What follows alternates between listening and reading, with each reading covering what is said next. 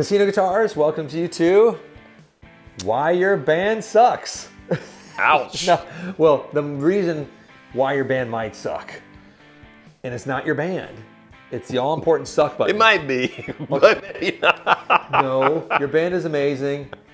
Just don't do deep cut Chris Cornell covers. Why? Like play songs people Everyone want to hear. wants to hear that. No, they don't. When I go out, I'm always looking for songs I've never heard before. Especially when I'm drinking and it's just fun. I want to hear depressing songs I've never heard.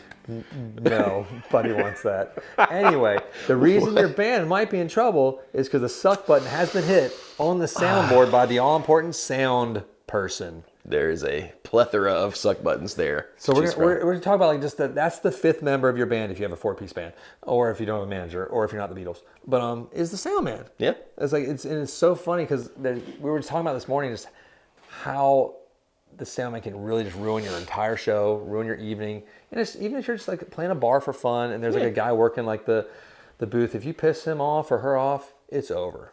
It is kind of over. Lights out. Good luck with that. He will sabotage and sink you. Yeah, hard to overcome that. And not like a desperate just destroy you like flames. So they'll just kind of make it to where it's an uncomfortable, unfun. Sometimes I don't even think they make it. I just think you make them angry and then they're like, eh. It's a lack of action.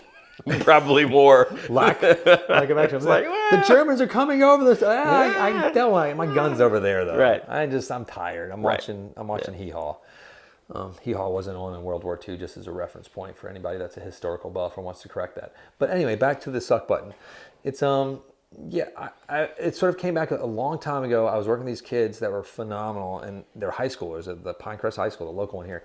And I think the band was called the Locrian Mode. Wonderful. Miles Yang was a guitar player, and a bunch of great guys in this band. And they went to this place in Raleigh. And they all play with their thumbs. They play 7 strings, progressive metal. Everything's written out. It's really good. They've since have gotten record deals, these guys, and had careers. They're really good. Not my type of music necessarily. It was phenomenal. He was much smarter than I was as I was teaching him. It was really weird and frustrating. When your band's named after a mode. I was like, I don't even know how to play that mode that well. I'm more of a Dorian guy, and that's where I sort of end and die. But that's it. That's it. I'm like, Joe Bonamassa, thank you. I check, please. But no, they were playing the same. I was like, you gotta put the pitch. Your tone is, excuse my language. Hopefully that gets beeped out. I cannot believe you. We've never ever cursed before either of us. I try not to curse. It's your tone is really bad. And they were they were high school kids, and they're not sensitive crybabies. They're pretty confident, but they're smart, nerdy dudes. Yeah. These are not like the mean thrasher punk guys. They're smart engineer. Right. The Locrian Mode, for goodness sake. And so and I was talking to Sam, and I was like, hey, let's just try to get this thing. And I was like, let's not say their tone is actually really good. Just turn up the trebles. Let's EQ it a bit. Let's get a little hotter. You can turn the volume up on the, you can be a little hotter if you think it's too quiet. No, I don't do that. And he's like, I was like, I think you need to do it. It's going to sound bad. Then he just sort of walked off. Then one of the dads of one of these guys grabbed him by the shirt collar and said, listen, you mother blanker. Fix my son, because his dad was like an army guy. He wasn't super tall, but he was jacked. You can just tell the guys that can kill you. Yeah. We live in a town full of those guys. We do live in a town full of those guys. And then there's us. Then there's us. The soft boys. That's the name of our band. God, they're so squishy and soft. The soft boys tonight, 7 to 10. Playing all those greatest hits that you don't want to hear. Chris Cornell is the B-sides. Trying to imagine what I would think if I saw that, actually. Soft boys. What's that going to be? It's fun to hear band names and then try to guess, what kind of music are they going to do? And run with it, please. Like an please acoustic duo. The cover, Soft Boys. And you're just singing sort of AM radio stuff from the 70s and 80s, sort of sweet, skyrocket and fight, afternoon delight, crush it, really tight harmonies.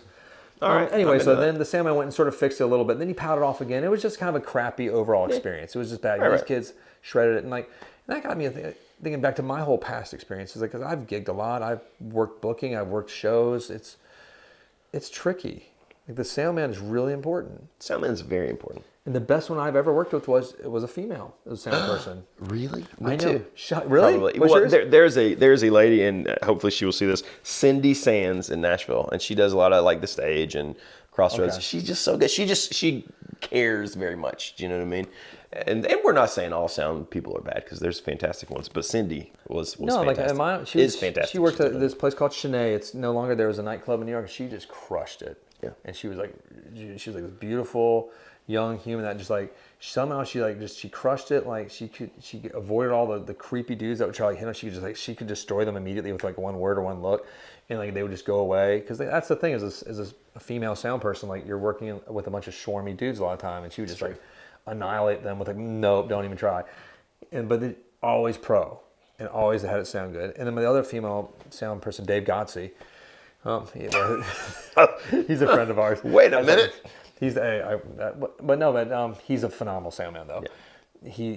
He's an ex-military guy. He used to do all the sound for like the 4-star generals and like coordinate all like the stuff for like when they're like destroying countries and attacking stuff. Like here's how we can see it in 3 dimensions now. But then I hire him for like the music events. Unbelievable. It's like so pro, so nice. Listens to the band, knows how to get it done, knows how to get the band happy, and then he can change the mix entirely to where it sounds good for the room once the band leaves. Like he does. That's what. So sometimes the band doesn't know either. Like, you don't know. And that's why sometimes you have to trust the sound guy. Now I'm not saying if you play progressive metal with your thumb that you should suddenly use a pick, but yeah, there's some things that it's okay to give. Like levels, when you're out walking the room and say, I want more. Like, well, this is going to change once there's bodies in the audience, obviously. It's that's but like you don't think that as a band, like I want it louder and louder. It's not always the best. Usually it is.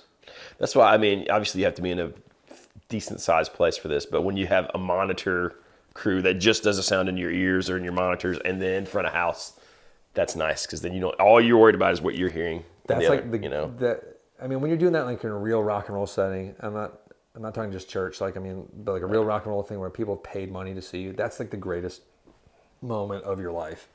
Like when you're like, there's a guy working your sound mix. Yeah, that's awesome. Then somebody else works the one that people hear.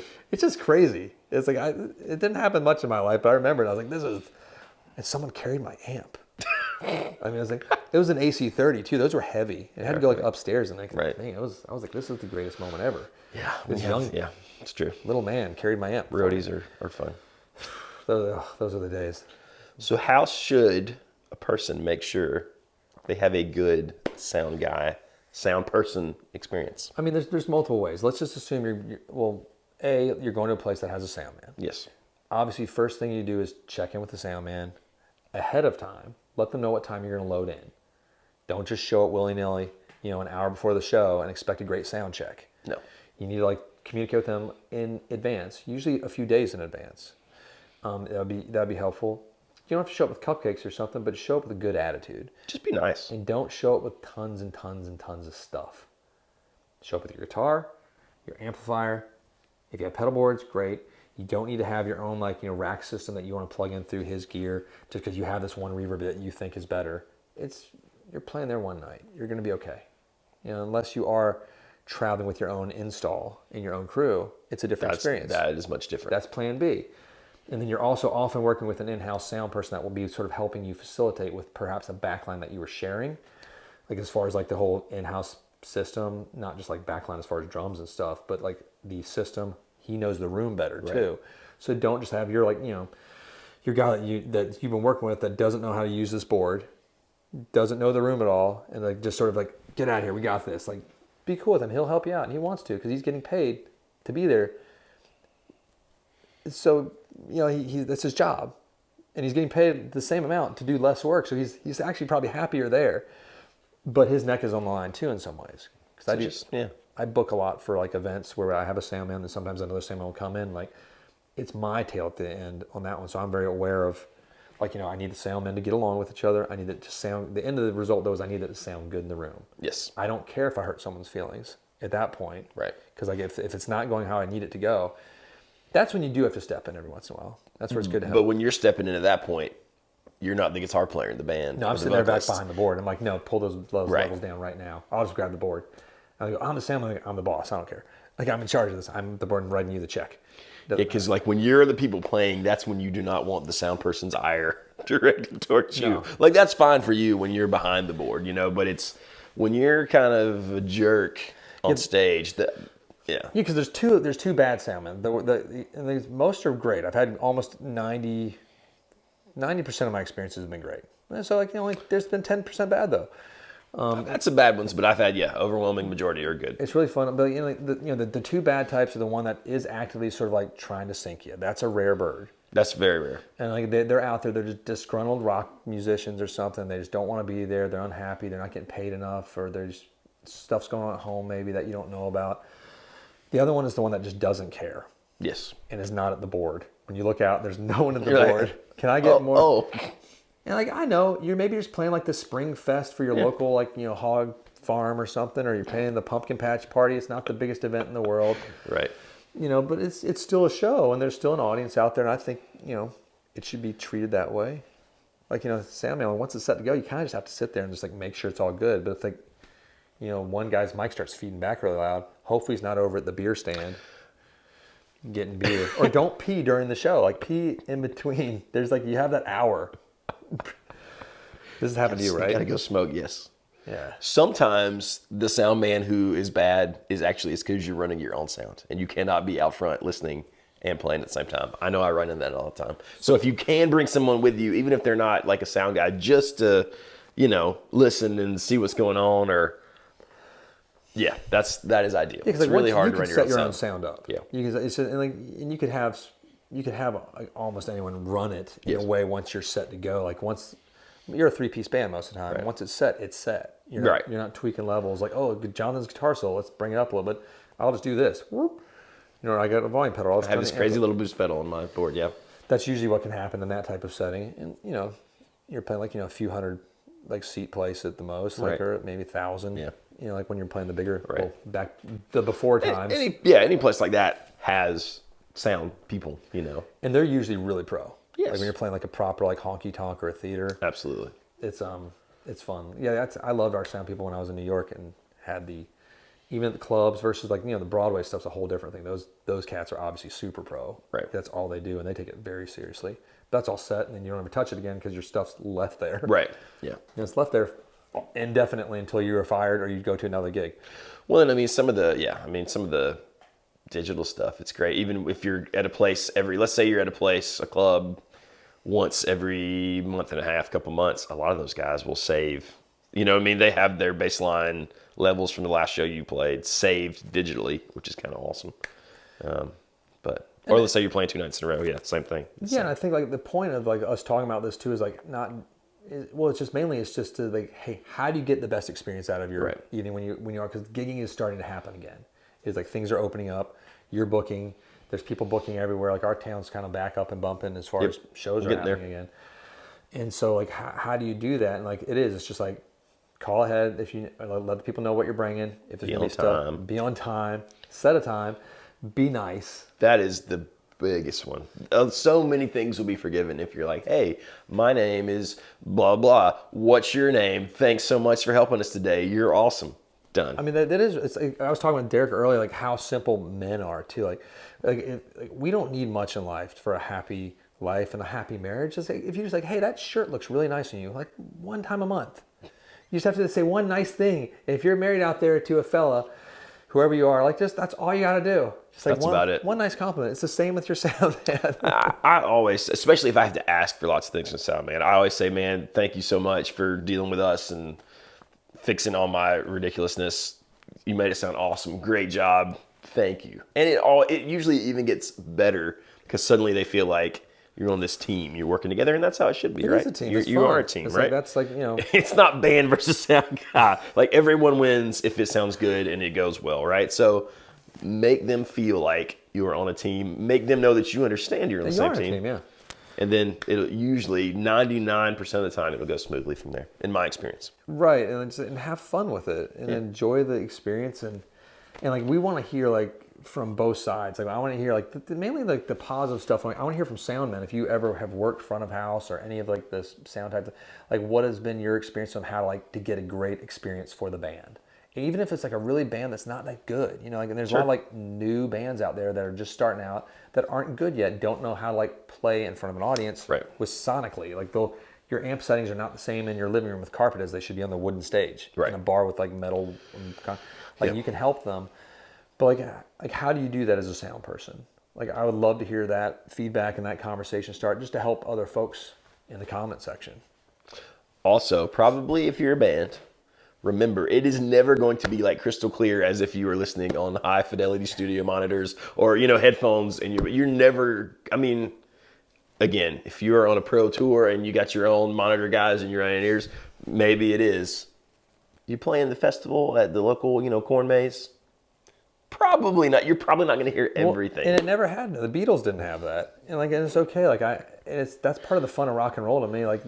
I feel like it's almost been, we've lost some of it with how good, because all these great churches have these wonderful in-ear systems. Sure. And it sounds like you're playing your strymon, you hear all your notes. Can I get the keyboard more up here and then this here? That's not a realistic That's a whole other, we should do a video talking about that. That's not a presentation. I know, that's a video. That's not a presentation of how it sounds or does sound to the audience or should sound, I think. I did one tour, one of the tours I did with Richard Lloyd was funny. He's he wouldn't let us use monitors. Zero. He's like, Beatles didn't use monitors, we're playing the show. I was like, well, that's crazy. But you mean we had no nothing. monitors. And he's like, if you can't hear your vocals in the front of the house right, we're not doing it right. And it was fun as hell. It was fun. That's man. why I think it's way more fun to do a show without in-ears. We didn't have floor monitors. That's what I'm saying. We had nothing. We just had to hear what everyone hears. That's what I like to hear. And then we hear the vocals through the front of the house. It sounded great. It kind of had that sort of room, that room sound you expect that you want to hear when you try to record your guitar, but you can never get it right. God, that's another nightmare issue too. But it's why do I only have one pair of socks left in my drawer? That's a nightmare. And then why does the guitar amp not sound as good as I want? Yeah. But no, it was one of my favorite musical experiences. That's awesome. Of live show playing. Because you play the shows where everything sounds great and unrealistic. This was just rock and roll. But that's how AC/DC probably felt in the beginning days. But they had a lot more people there. But it's true. But it was awesome. So try that sometime too. And it's turn your amp up. If you have an AC30, you don't need a microphone. No. Ever. I can play a 400-seat theater right down the street. I can't turn the Princeton up nearly past 3 or 2. We're not allowed to have stage volume these days. Sorry. Don't get me started. Sorry, that's my own wounds coming out. Sorry. That is true. Unless you were Joe Bonamassa, you can have stage volume. Joe is loud. I feel like there's a few of them. Paisley. Yeah. Paisley's allowed stage volume because he's the boss. Does he get to have lots of stage volume? Yeah. Does he turn them up? Yes, because he's amazing. I just wasn't sure if he did that though. I'm glad that he does that. It makes me like him more. It's true. That and his TV commercials. Those are also good. That's it. Be nice to your sound man. Be nice to sound guys. Remember who unless they're a total jerk face, then bring somebody else to kick them off the board. Or a dad with muscles. Occasionally that would work, yes. But be nice. They're very valuable, an asset to be used. All right. Can't wait to read the conversations and the comments. It's going to be great. Hit like and subscribe. Click the bell so you don't miss this stuff in the future. We shall see you next time.